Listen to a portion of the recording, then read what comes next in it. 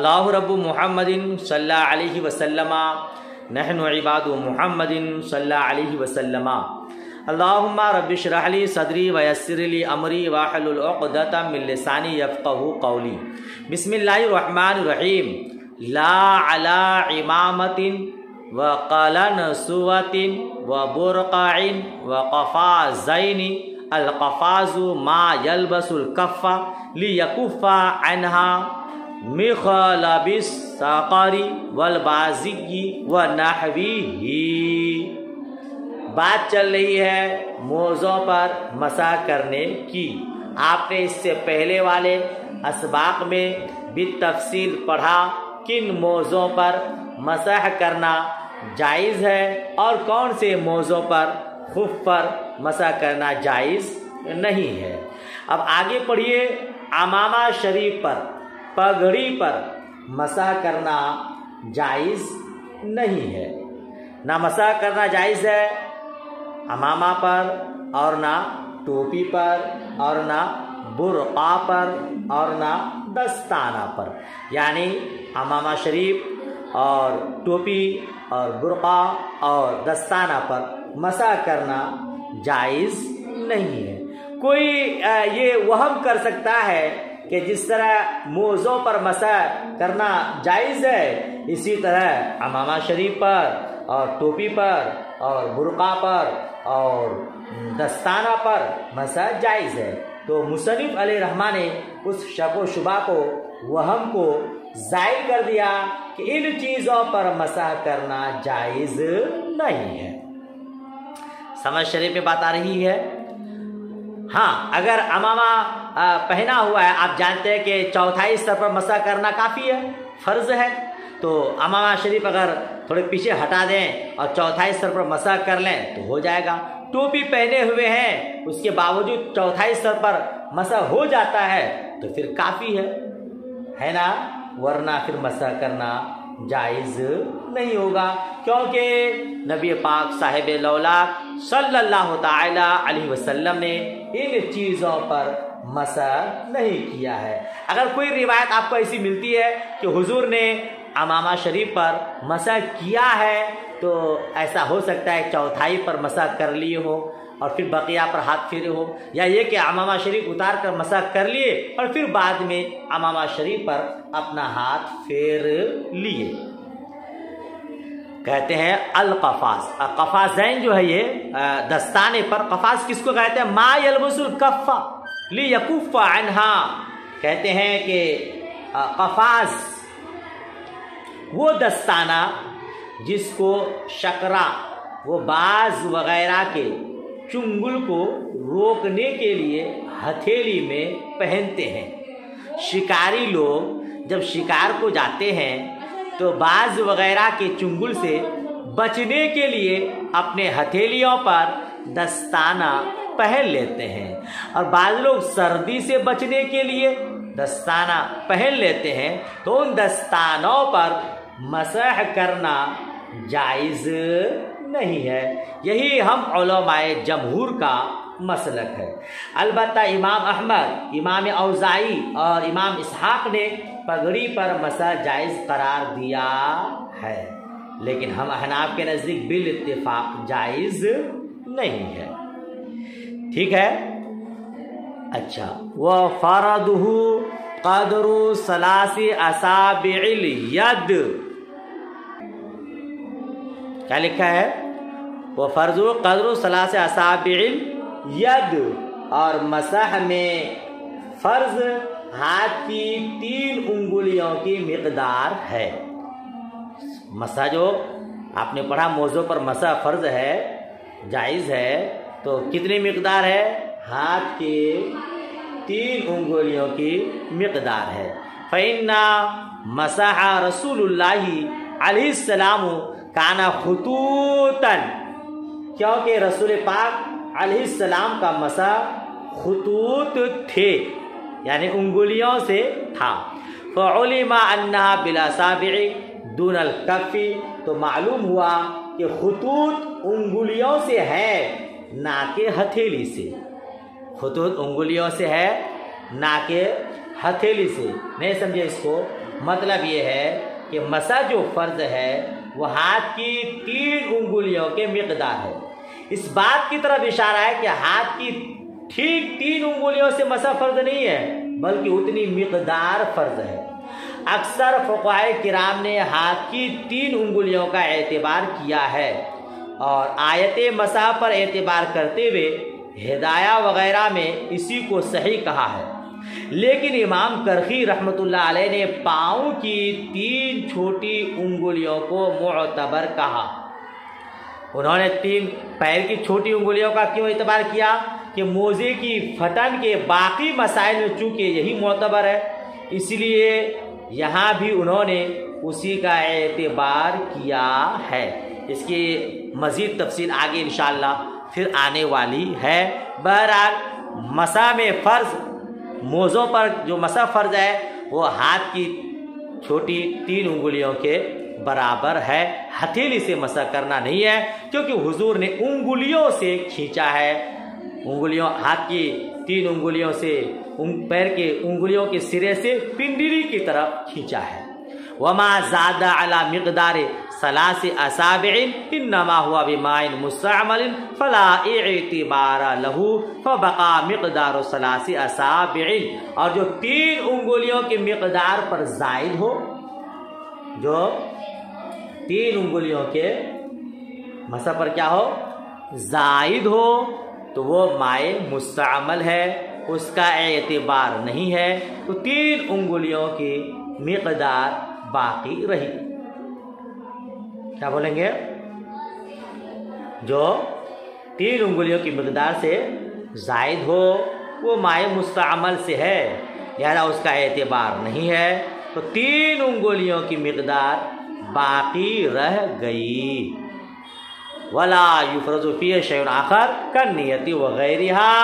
और मसा में नियत वग़ैरह कोई दूसरी चीज़ फ़र्ज़ नहीं है।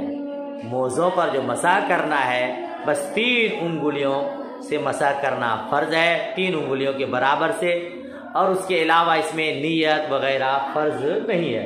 असल में एक शक और शुबह का इज़ाला कर रहे हैं कि जैसे तयम्मुम में नियत फ़र्ज़ है ना, क्योंकि तयम्मुम वज़ू का बदल है, तो तयम्मुम में नियत फ़र्ज़ है।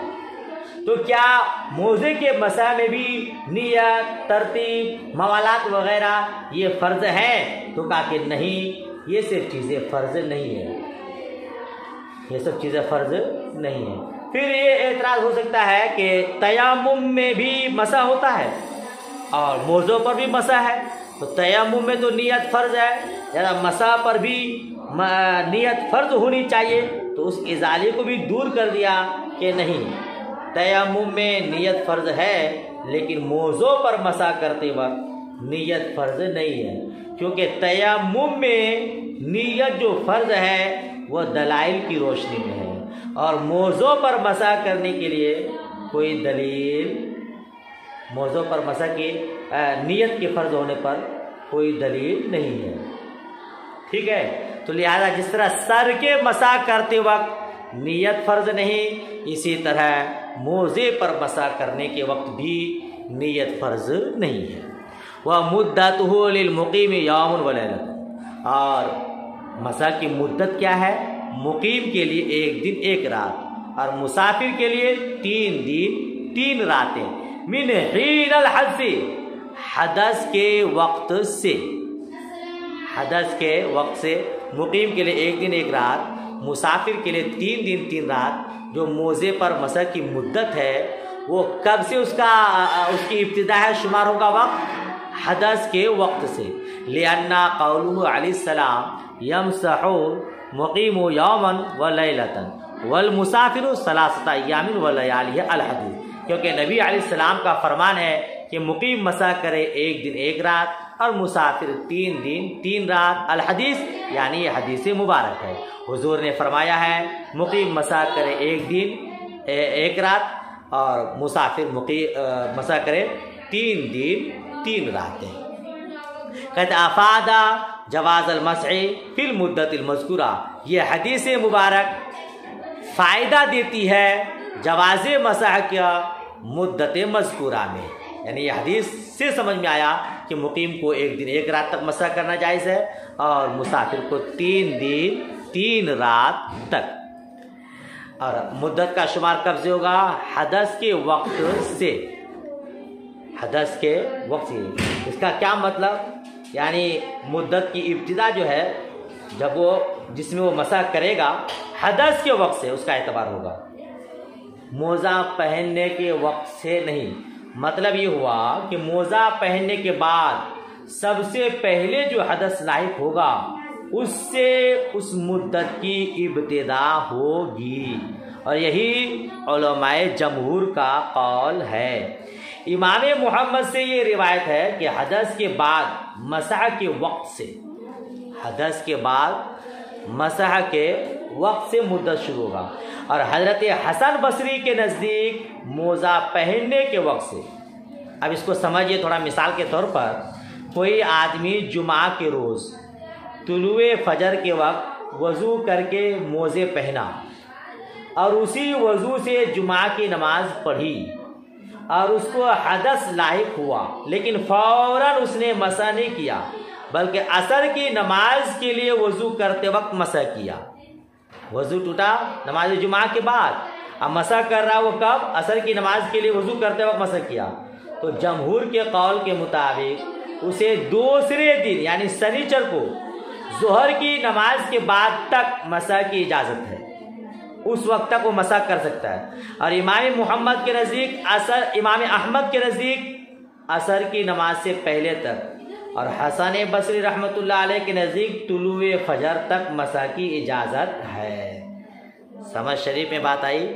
तो हदस के वक्त से टाइम शुरू होगा। अब वहाँ से वो 1 दिन 1 रात तक मुकीम मसा करता रहेगा और मुसाफिर 3 दिन 3 रात तक। पूरी बात समझ में आ गई?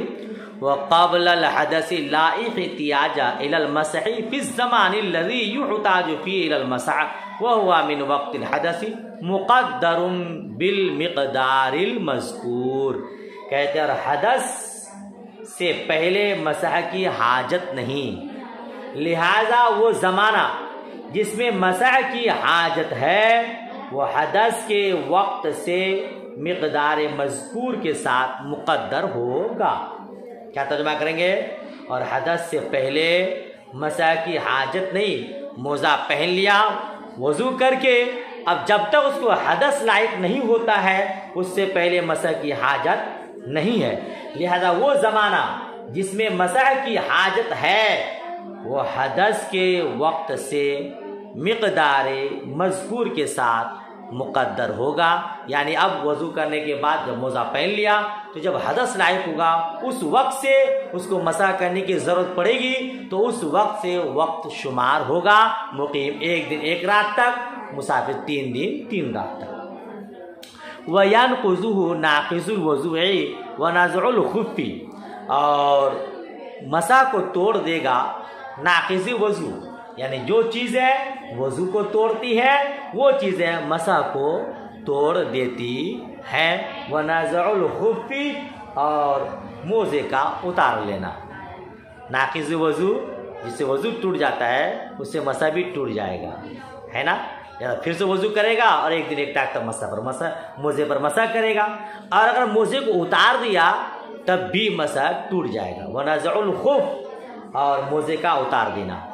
ज़करा लफ़्ज़ल वाहिदी वलम यक़ुल नज़उल खुफ़्फ़ैनि लियुफ़ीदा अन्ना नज़अ इहदाहुमा नाक़िज़ुन फ़इन्नु इज़ा नज़अ इहदाहुमा वजब ग़स्लु इहदा रिजलैन। मुसन्निफ़ अलैहिर्रहमान ने लफ्ज़ वाहिद ज़िक्र किया, तस्निया का सिगा खुफ़्फ़ैन नहीं कहा, वलम यक़ुल नज़अल खुफ़्फ़ैन, और नज़उल खुफ़्फ़ैन नहीं कहा, तस्निया का सिगा नहीं कहा, ताकि इस बात का इफ़ादा करे, ताकि इस बात का फ़ायदा दे एक मोज़ा का खोलना नाक़िज़ मसा है, एक मोज़ा का खोलना नाक़िज़ मसा है, क्योंकि जब एक मोज़े को खोला तो एक पैर का धोना वाजिब होगा। जब एक मोज़ा को उतार दिया, खोल दिया, तो एक पैर का धोना वाजिब होगा।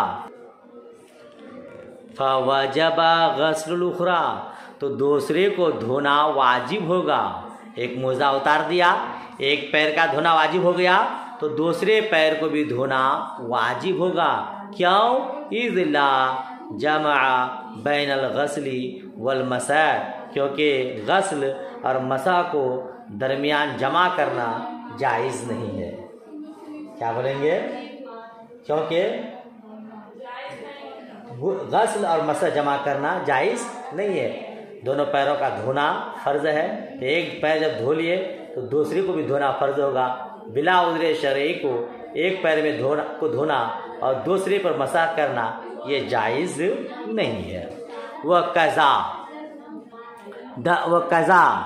इन दखल अल माउ अहदा खुफ़ई हत्ता सारा जमीअ रिजली मग़सूलन वैना साबल माउ अक्सरहा फ़क़ज़ा इंदल फ़क़ीह अबी जाफ़र। क्या कहते हैं? इसी तरह अगर एक मोजा में पानी दाखिल हुआ, यहाँ तक कि पूरा पैर धुल गया, और अगर पैर के अक्सर हिस्सा में पानी पहुंचा, तो भी फ़क़ीह अबू जाफ़र के नज़दीक यही हुक्म है, यानी मसा टूट गया, धोना वाजिब हो गया। समझ शरीफ पे बात आई। लिहाजा एक मोजा उतार दिया तब भी क्या कहते हैं कि मसा टूट गया, तो ऐसा नहीं होगा कि एक पैर को धो ले और दूसरे पैर पर मसा कर ले, बल्कि दोनों पैर पर मसा करना वाजिब होगा। इसी तरह अगर मोजे में पानी दाखिल हो गया, एक पैर पूरा धुल गया, तो दूसरे को भी धोना होगा। पानी पहुंच गया अक्सर हिस्से में, और तो भी दूसरे पैर को धोना वाजिब होगा। और फ़क़ीह जाफ़र अली रहमा के नज़दीक भी यही मसला है कि मसा टूट गया और धोना वाजिब हो गया। जी, किसी एक मोजे में किसी तरह पानी दाखिल हो गया, तो देखा जाएगा कि पानी से पाँव का कितना हिस्सा भीग गया। चुनांचे अगर बहुत थोड़ा हिस्सा भीग गया, पाँव की 3 उंगलियों के बराबर या उससे भी कम, तो मसा बातिल नहीं होगा। इसी तरह फतावा काजी खान में है। और अगर पूरा पाँव भीग गया या अक्सर हिस्सा भीग गया, तो मसा बातिल हो जाएगा। फिर से वज़ू करके मोज़ा पहनना पड़ेगा। चलिए यहीं तक। दुआ आखिर में याद। अल्लाह हाफिज़, खुदा हाफिज़।